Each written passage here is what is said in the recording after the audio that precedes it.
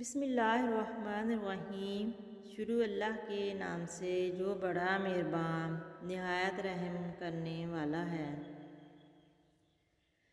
نیک لوگوں کی صحبت سے ہمیشہ بھلائی ہی ملتی ہے، کیونکہ ہوا جب پھولوں سے گزرتی ہے تو وہ بھی خوشبودار ہو جاتی ہے۔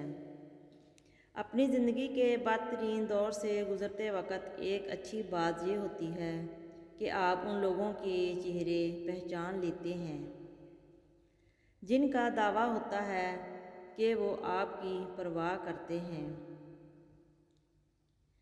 پوشاک زندگی تجھے سیتے سنوارتے 100 چھید ہو گئے رفوگار کے ہاتھ میں۔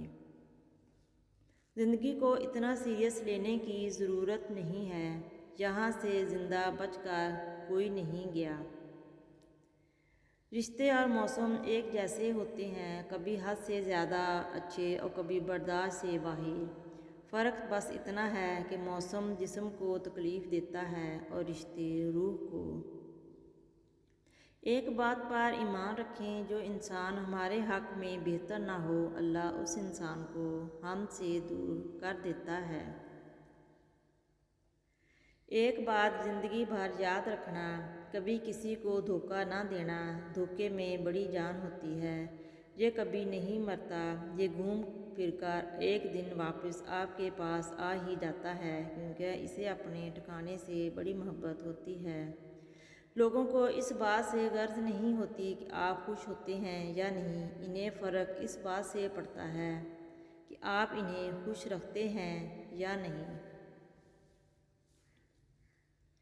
آہستہ آہستہ انسان دوسروں کو قائل کرنا چھوڑ دیتا ہے، اسے سمجھ آ جاتا ہے کہ کس کی کتنی پرواہ کرنی ہے، کس سے کتنی امید رکھنی ہے اور کس سے کتنا فاصلہ رکھنا ہے۔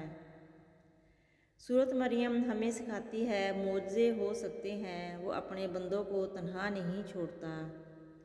اللہ آپ کو مشکلات سے نکال سکتا ہے، وہی قادر ہے۔ سبھی رشتے گلابوں کی طرح خوشبو نہیں دیتے، کچھ ایسے بھی ہوتے ہیں جو کانٹے چھوڑ جاتے ہیں۔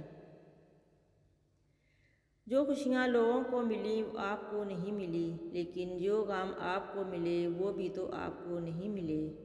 موازنہ بے سکونی کا سبب بنتا ہے اور شکر میں ہی برکت اور سکون ہے۔ جزاک اللہ۔